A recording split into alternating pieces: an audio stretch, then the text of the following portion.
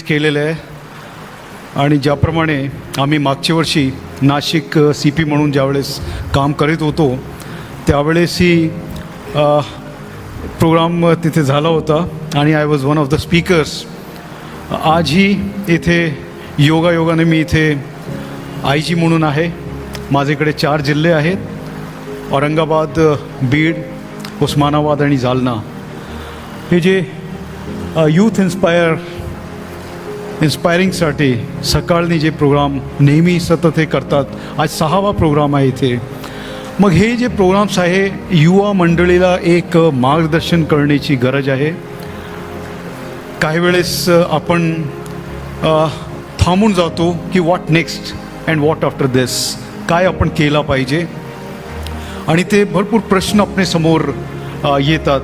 मग त्याचे उत्तर काही वेळेस आपले आईवडील, आपले मार्गदर्शक किंवा इतर लोक देतात. आम्ही तुमच्यासारखं ज्यावेळेस होतो, आम्ही इंजिनिअरिंग केलेली आहे आणि दिल्ली कॉलेज ऑफ इंजिनिअरिंगमधून आम्ही इंजिनिअरिंग केली आणि तिथून हे केल्यानंतर 3 वर्ष मी नोकरी केलेली आहे. 2 वर्ष गॅस अथॉरिटी ऑफ इंडिया लिमिटेडमध्ये आणि त्याच्यानंतर 1 वर्ष आम्ही प्रायव्हेट सेक्टरमध्ये पण नोकरी केलेली आहे. परंतु आमचे वडील, माझे वडील पोलीस खात्यात होते.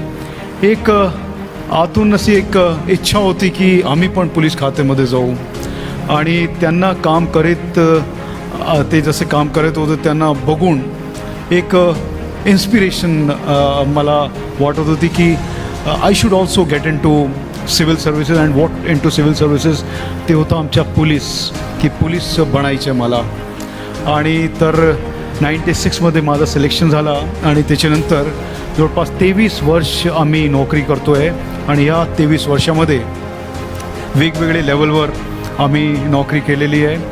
आम्ही देशात नोकरी केलेली आहे, आम्ही विदेशात पण नोकरी केलेली आहे. 1.5 वर्ष आम्ही UN सोबत नोकरी केलेली आहे आणि तसेच 3 वर्ष कल्चर जे आहे सांस्कृतिक मंत्रालय भारत सरकार, तिथेही आम्ही नोकरी केलेली आहे. म्हणजे असे एक डायव्हर्सिफाईड नोकरी आमची झालेली आहे.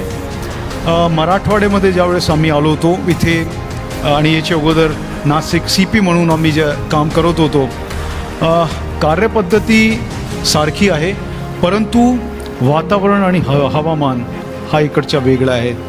परंतु इथे आल्यानंतर आम्ही पाहतो आहे की इकडची जे मुले आहेत, स्पेशली काही एरियाजमध्ये इथे फार मेहनती आहेत, जिज्ञासू आहे आणि त्यांनी काहीतरी करायचे आहे स्वतःसाठी, परिवारासाठी, समाजासाठी आणि या देशासाठी.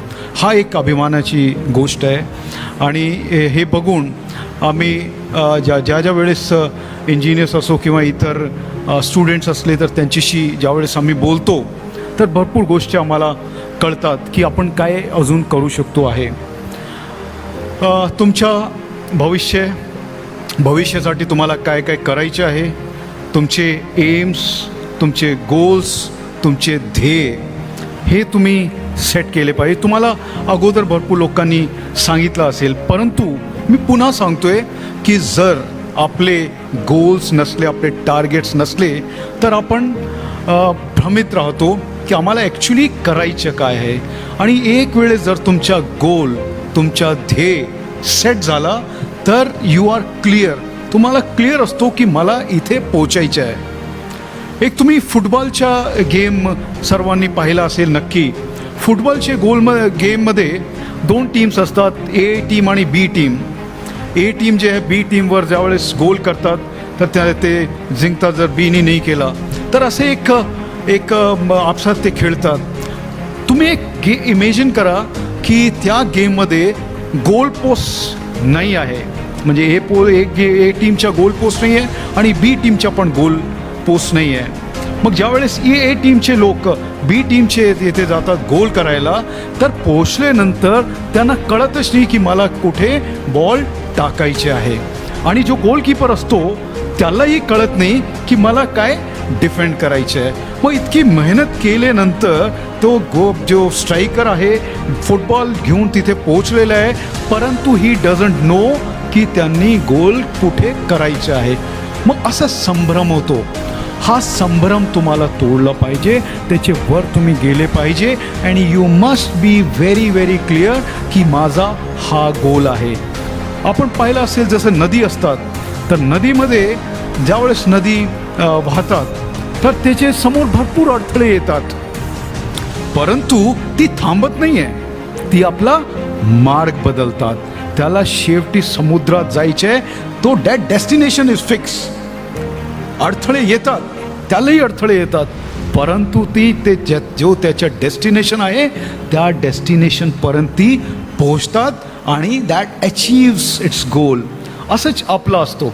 आपले जर गोल तुम्ही ठरवले, कुठलाही गोल, तुम्हाला जर्नलिस्ट व्हायचे आहे, इंजिनियर व्हायचे आहे, डॉक्टर व्हायचे आहे, पोलीस खात्यात जायचे आहे, कुठेही जायचे आहे, जर तुम्ही एक वेळेस तुमचे गोल एकदम क्लिअरली, आणि ते रॅशनल पाहिजे, ते अचिवेबल गोल्स पाहिजे, आणि ते वेळ त्याच्यासाठी तुम्हाला द्यावा लागेल. आणि हे जे गोल तुम्हाला अचीव करायचे आहे तर त्याच्यासाठी तुम्हाला सिन्सिअरिटी आणि हार्डवर्क आणि डेडिकेशन आणि तुमची विल पॉवर पाहिजे. विल पॉवर बद्दल मी तुम्हाला एक बोलतो आहे की तुम्ही ऐकलं नसेल किंवा असेल, एक करोली टिकॅकस नावाच्या एक सार्जंट होता हंगरीची आर्मीमध्ये. 1928ची गोष्ट आहे. मग तो होता त्या आर्मीमध्ये, सार्जंट होता, आणि ते प्रॅक्टिसमध्ये आपण ग्रेनेड फेकतो आणि ते इफेक्ट पाहतो कुठपर्यंत गेला वगैरे वगैरे. एक दिवस तो प्रॅक्टिसमध्ये ज्यावेळेस तो ग्रेनेड टाकत होता, तो ग्रेनेड जे आहे ब्लास्ट झाला आणि त्याचा हात त्याच्यात गेला. पण त्याची अगोदरची स्टोरी मी तुम्हाला सांगतोय की तो जो टिकॅकस होता तो हंगरीचा बेस्ट शूटर होता.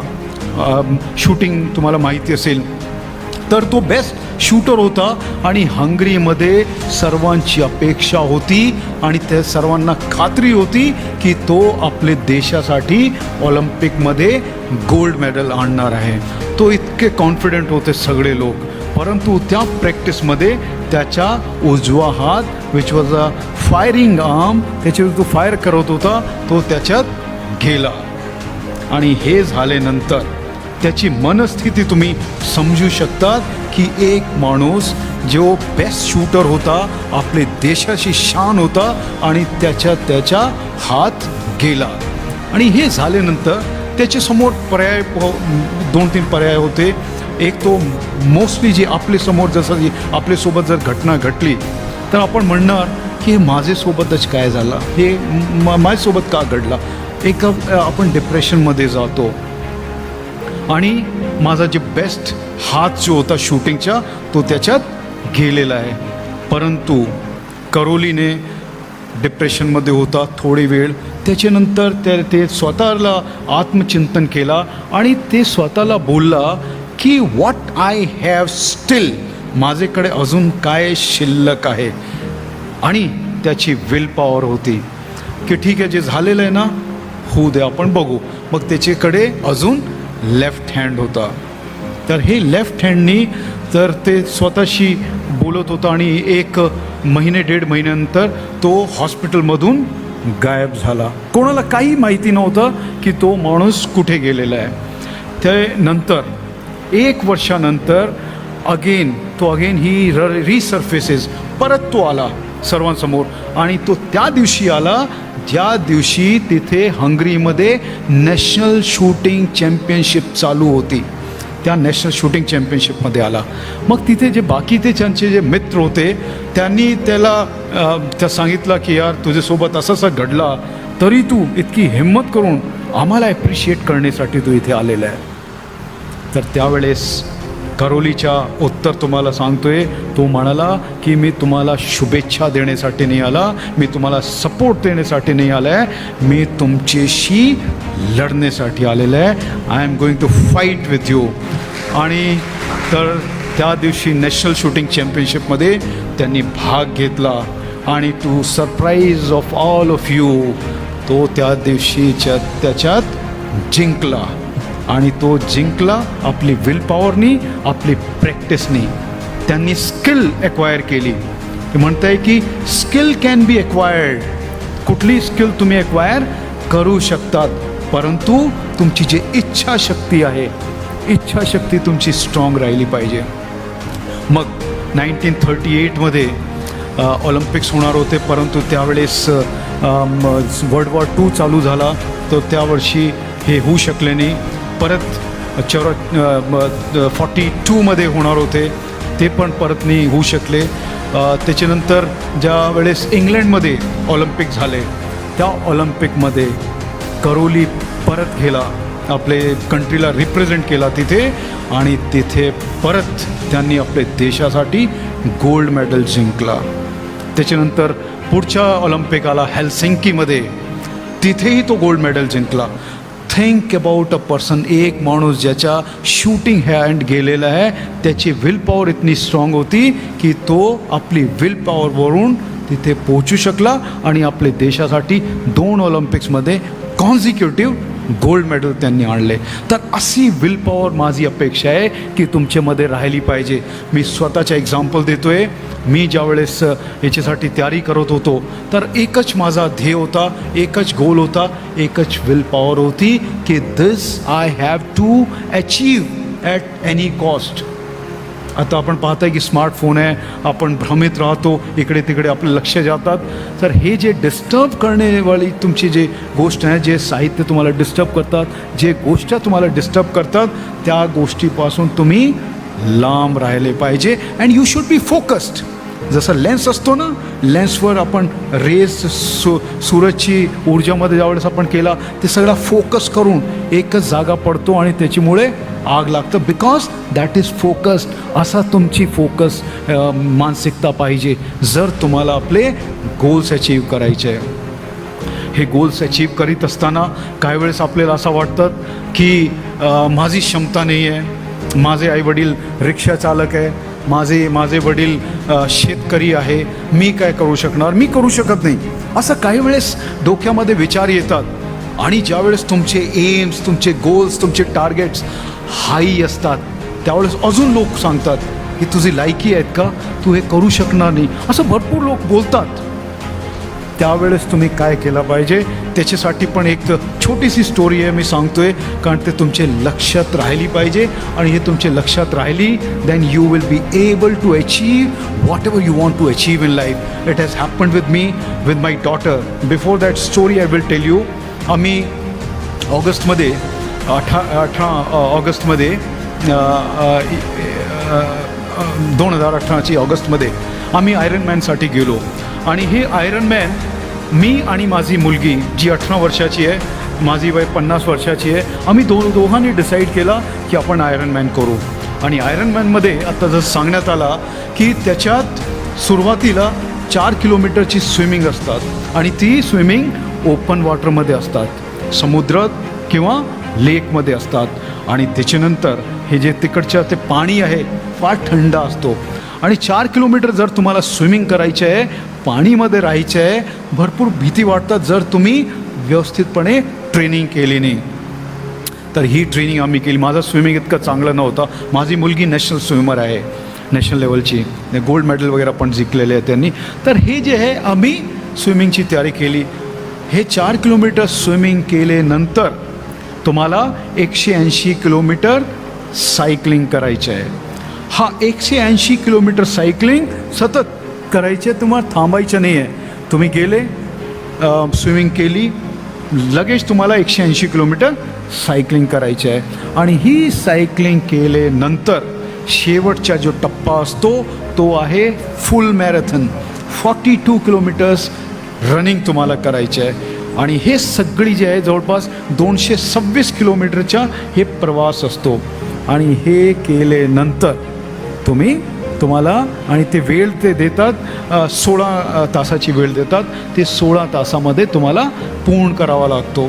आणि हे केल्यानंतर तुम्हाला ते डिक्लेअर करतात की you are iron man, you are given the medal. तर मी आणि माझी मुलगी आम्ही सोबत सुरुवात केली. स्विमिंग त्यांनी फास्ट केली आणि माझं जे आहे मी करू शकलो 15 तास आणि 13 मिनटामध्ये. ज्यावेळेस माझा हे संपला, मी विचारत होतो की माझी मुलगी कुठे आहे, त्याची आईला विचारत होतो. ते फ्रान्समध्ये आम्ही केलं होतं. ज्यावेळेस माझाही संपला तर ती माझे समोर आली ती रडली की पप्पा आम्ही करू शकले नाही, की मी 5 मिनिटांनी माझा हे हुकला. म्हणजे त्याच्यासाठी वेळचा हे टप्पा असतो आणि त्यांनी 5 मिनिट ओव्हर स्टेप केला आणि ती करूनही शकली. माझा झाला. आणि त्याच्यानंतर ती आली ज्या वेळेस ती स्वतःला विचारत होती, why this has happened with मी का नाही करू शकली. परत त्यांनी तयारी सुरू केली आणि 2.5 महिन्यामध्ये ती परत त्यांनी कॉन्फिडन्स लेवल वाढवला आणि ती परत गेली आणि ऑस्ट्रेलियामध्ये जाऊन त्यांनी ते पूर्ण केली आणि she also became the iron girl. आणि ती यंगेस्ट इन एशिया आहे ती आयरन गर्ल. ती जे स्टोरी मी तुम्हाला सांगणार होतो ती स्टोरी एक अशी आहे की आता जसं मी सांगितलं, माझे वडील पण पोलीस खात्यात होते, ASI म्हणून भरती झाले होते आणि ते नंतर DCP म्हणून रिटायर झाले, दिल्ली पोलीसमध्ये होते. मी माझा जण पोलीस लाईनमध्ये झालेला आहे. मग असे भरपूर विचार येऊ शकतात तुमच्या मनात की बाई तू करू शकत नाही, तुझी लायकी नाही वगैरे वगैरे. तर हे असे ज्यावेळेस तुमच्याकडे तुमचे समोर प्रश्न येतात जे तुम्हाला तुमचे टिंगळबाजी करतात, जे तुम्हाला सांगतात की this is not possible for you, तर त्यावेळेस ही स्टोरी तुम्ही नेहमी आपल्या लक्षात ठेवा. ही स्टोरी अशी आहे की एक TV टॉवर होता. त्या TV टॉवरचे खाली काही बेडूक राहत होते. ते बेडूकांची एक कॉलनी होती. ते बेडूक तिथे नेहमी एक दुसऱ्याशी बोलायचे की आपण ते वरती टोकावर पोहोचू शकतो आहे का, आपण जाऊ शकतो आहे का, अशी आपसात त्यांची बोलणी होत होती. आणि काही त्याच्यात जे होते की हे शक्य नाही, आपण करू शकत नाही, आपण गेले पडले तर मरणार. तर असे भरपूर लोक होते आणि ते काय गरज आहे कशासाठी असे एक सांगणारे लोक होते. असंच आपले आयुष्यात असे भरपूर लोक, ज्यावेळेस जर तुम्ही सांगितलं ना की मला IPS व्हायचे आहे, मला IAS व्हायचे आहे, तर भरपूर लोक लायकी आहे का, तू कसे करू शकता असे सांगणारे लोक तुम्हाला भेटतील. मग ह्याच्यात एक दिवस त्यांनी सगळे जे बेडूक होते, जे थोडे उत्साही होते, ते म्हणाले की नाही, ज्यांनी जे बोलायचे बोलू द्या, आम्ही जाणार आणि आपण करू, आपण ट्राय तो करू. हे त्यांचे जज्बा होता की नाही झाला ठीक आहे ना, परंतु आपण ट्राय करू, अशी काही बेडूकांची मानसिकता होती. मग त्यांनी सुरुवात केली. सकाळी सकाळी काही बेडूक थोडेसे चढले, ते फिसलले पडले, काही बेडूक थोडेसे वरती गेले, 1 मीटरपर्यंत पोहोचले, 2 मीटरपर्यंत पोहोचले आणि तिथून नाही जाऊ शकले पुढे. त्याच्यापैकी ना एक असा बेडूक होता जे कुठेही न पाहता स्वतःचे आत्मविश्वासावर पुढे जात गेला आणि तो शेवटी टोकापर्यंत पोहोचू शकला आणि तिथे पोहोचला. आणि ही वॉज एलोन. चॅलेंज फार हेवी होता, फार मोठा चॅलेंज होता, परंतु तो बेडूक तिथपर्यंत पोहोचला. आणि तिथे पोहोचल्यानंतर स्वतःवर एक आपला आत्मविश्वास त्याच्या वाढला, फार प्रसन्न झाला. त्यांनी पाहिलं की अजून कोणी पोहोचला नाही, I am the only one. असं सगळं बघून तो आरामात तो खाली आला. आणि खाली आल्यानंतर बाकीचे जे बेडूक होते ते त्याच्याशी विचारत होते, तुला भीती नाही वाटली, तू पडला असता तर काय झालं असता, कसे तू करू शकलो, हे सगळे त्याला विचारत होते काही बेडूक. पण त्यांनी काहीही ऐकले नाही आणि तो आरामात आपले बिलमध्ये गेला आणि मस्त झोपला तिथे. हे जे तुम्हाला माहिती आहे की तो का उत्तर नाही देऊ शकला, कारण तो बहिरा होता. तो बहिरा होता आणि ज्यांनी त्याला विचारला तर तो काही त्याने उत्तर दिला नाही, कारण तो आपला गोल होता. असेच काही वेळेस जे तुम्हाला आपले गोल्स जे अचीव करायचे आहे, भरपूर लोक तुम्हाला असे सांगणारे असणार आहे, परंतु तुम्ही आपला गोल तिथेच आपलं लक्ष ठेवा आणि तिथे तुम्हाला पोचायचं. असं जर ठेवलं तर लोक जे सांगणारे बोलणारे त्याला बोलू द्या, I have to achieve my goal. असं जर तुमच्या मनात राहिला तर तुम्ही आपला गोल डेफिनेटली अचीव करू शकतात. आणि अपेक्षा असतात आपल्याकडून, आपले आईबाबाची अपेक्षा असतात, आपले जे टीचर्स आहे, शिक्षक आहे, त्यांची अपेक्षा असतात. त्यांना असं वाटतं आहे की जसे माझे आईवडील आहे दिल्लीला असतात, आजही ज्यावेळेस कुठेही माझी फोटो त्यांना दिसले किंवा काही चांगलं काम केलं तर त्यावेळेस ते फार अभिमानाने सर्वांना सांगतात, बघा हा आमचा मुलगा आहे, असे अभिमानाने सर्वांना सांगतात. तर माझी तुम्हाला अशी विनंती राहील की तुम्ही पण अशी आपले आईवडिलांना संधी द्या की तुम्हाला हे प्रोग्रेस बघून, तुमची प्रोग्रेस बघू इतर सर्वांना सांगतील की बघा आमचा मुलगा, आमची मुलगी कुठे पोहोचलेली आहे. हे केव्हा होणार? ज्यावेळेस तुम्ही मेहनत करणार. अशीच अपेक्षा आपली जे शिक्षक असतात त्यांचीही अशी अपेक्षा असतात की ह्या कॉलेजमधून, ह्या शाळामधून हे आमची शाळाची मुलगी आहे, आमची विद्यार्थिनी आहे, ती इथपर्यंत पोहोचलेली आहे. मग असे भरपूर तुम्ही काम करू शकता. जर तुम्ही मेहनत केली तर आपले गोल्स तुम्ही अचीव करू शकतात. स्ट्रगल्स करावाच लागणार आहे, कुठेही केक वॉक नाही आहे. आमच्या वेळेस जे स्ट्रगल होती आज तो अजून वाढलेली आहे स्ट्रगल. तर ही स्ट्रगलमध्ये तुम्हाला उद्या उतरायची आहे किंवा आज सध्या तुम्ही उतरलेले आहे. मग जे तुम्ही करताय व्यवस्थितपणे चांगले लोकांचा आदर्श घेऊन त्या मार्गावर चला आणि स्वतःसाठी काहीतरी करा आणि चांगलं हे करा. वाईट जे तुमचे जे तुम्हाला लोक दिसतात त्यांच्यापासून तुम्ही लांब राहा आणि be the best and this best will come when you work very hard आणि सिन्सिअरिटी राहिली तर. मला वाटतं की एवढा आम्ही बोलतो तुमच्याशी. तुम्हाला सर्वांना मी शुभेच्छा देतो आणि चांगले माणूस तुम्ही बनले पाहिजे अशी अपेक्षा मी व्यक्त करतो. शुभेच्छा देतो. Thank you so much.